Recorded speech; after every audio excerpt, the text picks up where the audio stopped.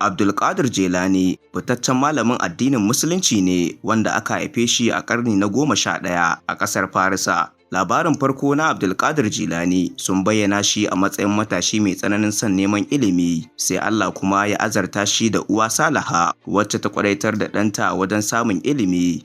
An rawaito labarin da zan baku a yanzu a cikin tarihin Abdulkadir Jelani da dama. Yana da shekaru 18 ya nemi izinin mahaifiyarsa ya tafi Bagadaza domin neman ilimi. Bagadad a lokacin ita ce cibiyar harkokin siyasa, kasuwanci da al'adu, kuma cibiyar ilmantarwa ta duniya. Da jin haka, mahaifiyarsa ta yi farin ciki sosai ta sallami ɗanta don ya bi hanyar neman ilimi mafi girma. Don haka ne ta ajiyewa Abdulkadir tsabar dinar 40.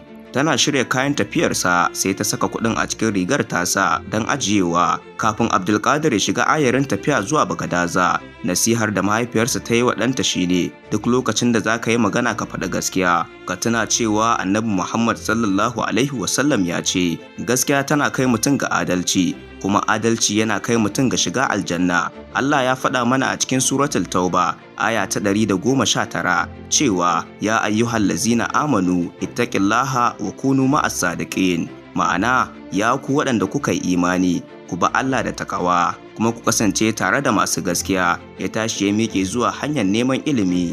Akan hanyar zuwa Bagadaza ne ayarin 'yan fashi suka farwa ayarin sa Abdulkadir Jelani, yayin da 'yan fashin suka fara kwasar duk wani abu mai kima daga cikin kayan matafiya. Sai ɗaya daga cikin 'yan fashin ya fara binciken kayan Abdulkadir Jelani. Ana cikin bincike sai ɗan fashin ya tambaya Abdulkadir, shin kana da wani abu mai daraja ne?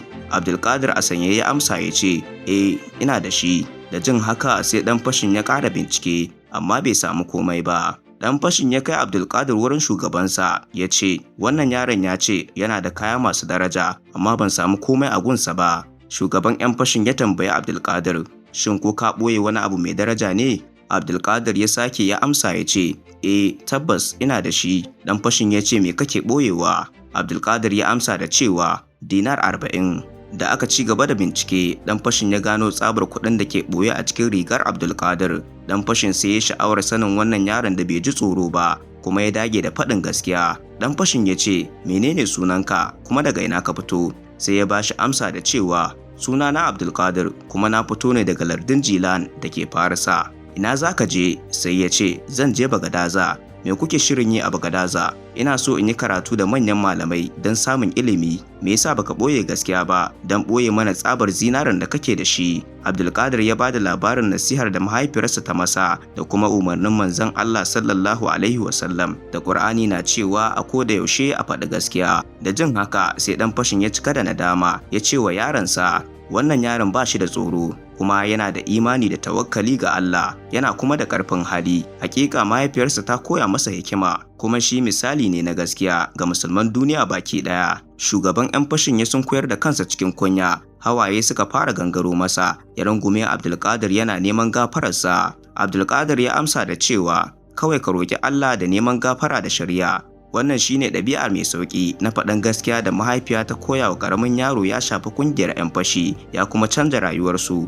A nan muka kawo ƙarshen wannan labari. Asalin wannan labarin yana cikin littafin Irsiyadul Ibad na Shehu Zainuddin bin Abdulaziz daga Abu Abdullahi Muhammad bin Muqatil daga Sheikh Abdulkadir Al-Jelani wato Mahbib. Ni ne naku har kullum Abba Hassan da na kawo muku wannan labari. Ku ci gaba da kasancewa tare da mu domin jin wani labarin namu na gaba.